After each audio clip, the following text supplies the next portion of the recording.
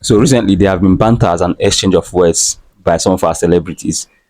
Wizkid has been insulting Davido, and Davido has been insulting Wizkid. Kiss Daniel and Techno have been insulting each other.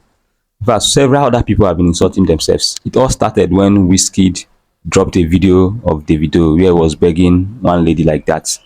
So, and then in response to that, there have been several banters by the two people, by the two celebrities, of which Davido was telling Whiskey that a he's woman a beater. woman beater. So, but that's not the focus of this video, okay? The focus of this video is basically the aftermath of this banter. Like, what would happen after this banter?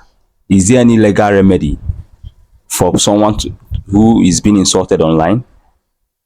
Can someone who is being insulted online sue for anything? So now that's where I come in. So basically, all these banters fall under what we know as defamation. And what is defamation? Defamation is concerned with injury to reputation resulting from words written or spoken by others. A defamatory statement may be defined as one which tends to lower the plaintiff in the estimation of the right thinking members of the society, or to expose him to hatred, contempt, or ridicule. Okay, so if a person says a word or writes a word that lowers the other party in the estimation of a right thinking member of the society, to the extent that any person who thinks rightly in the society, we know that yes, this person is being insulted and this person's reputation has been infringed upon, then is a defamatory statement. Any words, or whether written or oral, that is said in order to expose a person to hatred, contempt, or ridicule, that is in such a way that other people will now start mocking that person, just the same way Wizkid was into the video by posting that video. It is a defamatory statement. So if a person makes a statement, whether written or oral, in order to cause other people to shun or avoid another person, then it can be seen as defamation. For instance, you say something or you write something about a person, and due to what you said about that person, other people started shunning that person and avoiding that person. It is defamation. If you say something that discredits a person in his office, his trade, or his profession, that's a defamatory statement. For instance, if you tell a lawyer that you don't know the law, is you are insulting him, is defamation. If you tell a doctor that you don't know your work, is a defamatory statement. Okay, so, and if you say something that tend to injure one's financial credit, this is a defamation, whether written or oral. And that, now this leads us to what we know as libel and slander. Okay, there are two types of defamation we have: libel and slander. Libel is a defamation in a permanent form, the most common being written or printed words. Okay, for instance, if a person defames another person in a newspaper or in a book or in a letter or in any written form, it is libel. Okay, because it is in a permanent form. It can also be contained in cartoon or paintings or photograph or even film. And you know one thing about libel, it is actionable per se. So what this means is that in libel, you don't have to prove that you've actually suffered any harm. You don't have to prove that you've actually suffered any damage. As long as the libel is there, the defamatory statement is there, the courts will grant you reliefs, it will grant you compensation as damages. Okay, that's one thing about libel. Then another type of defamation we have is slander. And what is slander? Slander is simply a defamation in a transient form, more often like a spoken word or gestures. Okay? And slander is not actionable per se. In other words, you have to prove that that word that was said to you, that gestures that was done to you affected you, caused you damage. You have to prove that damage. Okay, for instance, if someone said something about you, maybe he said this is a lawyer, he doesn't know the law, and because of what he said, clients stop coming to you.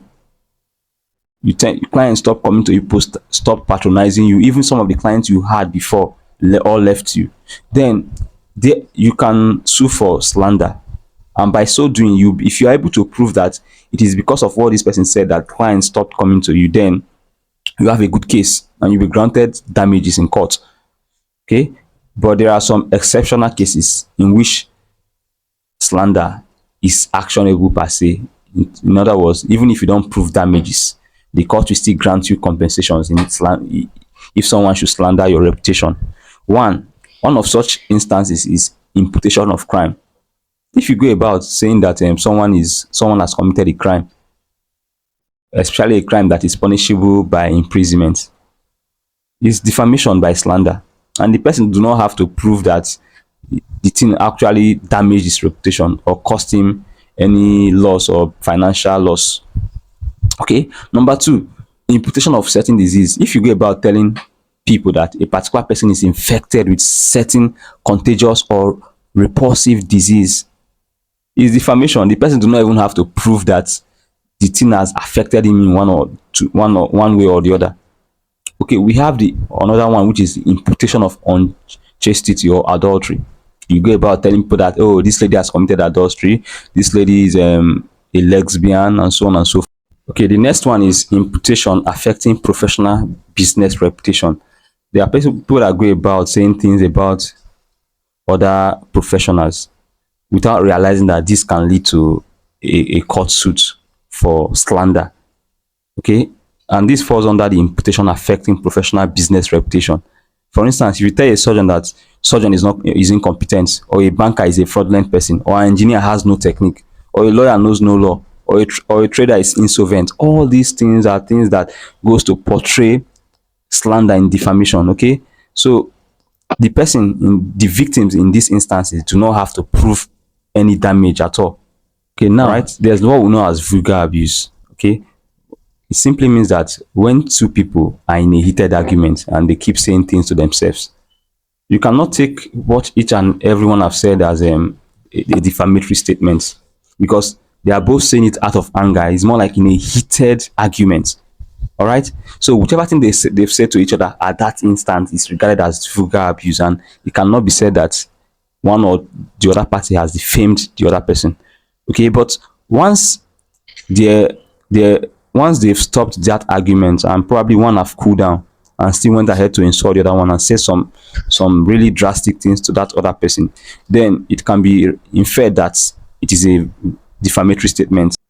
I believe you've learned a thing or two from these posts, and if you've not subscribed to my channel, kindly click on the subscribe button, turn on the notification bell so that you keep getting important updates from me whenever I drop a video, and then share to your friends and well wishers, while at the same time mind what you say to people. Don't just come online to banter people. You can be sued for defamation. Okay, so see you when I see you again. See, I come your way again. Bye bye.